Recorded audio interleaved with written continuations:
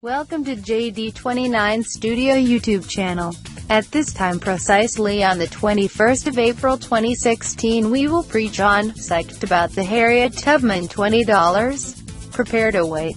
In this bulletin quoted from the website www.concordmonitor.com. In an exciting, and overdue, bit of news, the US Treasury announced it is putting a woman's face on paper currency. After months of deliberation, the government chose Harriet Tubman, the Civil War-era abolitionist and suffragist.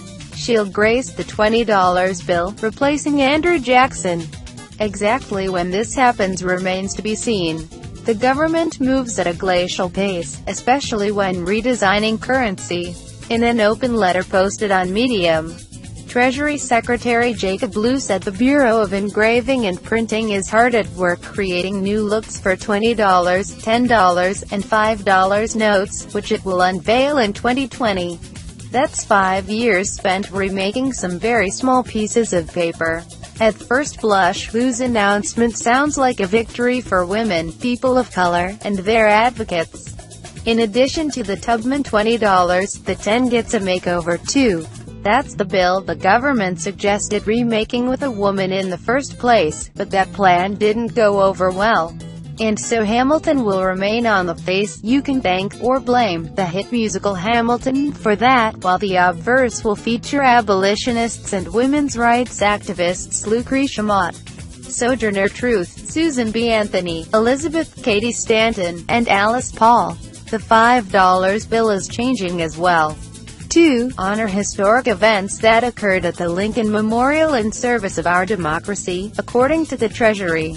The Rev. Martin Luther King, Jr., Marian Anderson, and Eleanor Roosevelt will appear on the bill. The government plans to unveil the new bills in 2020 to mark the 100th anniversary of women's suffrage. But that's when we'll see them. It will be far longer before those redesigns go into circulation and into our pockets. As with everything else in government, be it electing a president or getting legislation through Congress, redesigning currency takes a long time. A lot of this comes down to security. The blue anti-counterfeiting strip on the $100 bill took 15 years to develop. Beyond the security measures, the Treasury is dedicated to making the new bills more accessible for the visually impaired. That could mean new textures or tactile details. That, too, will take time to develop. A Treasury spokesperson says it's impossible to say when the new bills will be ready, and anyone suggesting 2030 is speaking without certainty.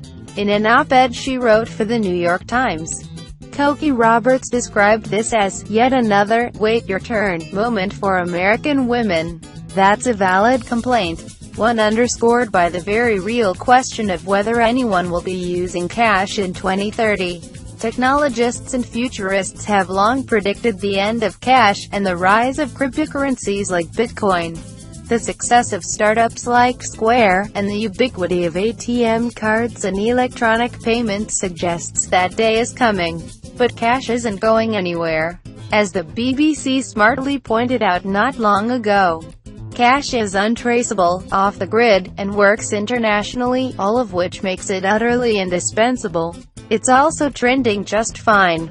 Cash in circulation in the U.S. grew 42% between 2007 and 2012.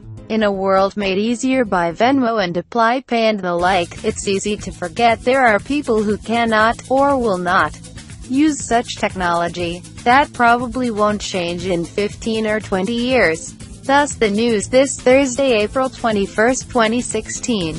Hopefully this news useful to you. Less and more shall please apologize. To find out more news updates, please subscribe to this channel, and do not forget to immediately like, and comments in the comment box below. That is all, and thank you. See you later.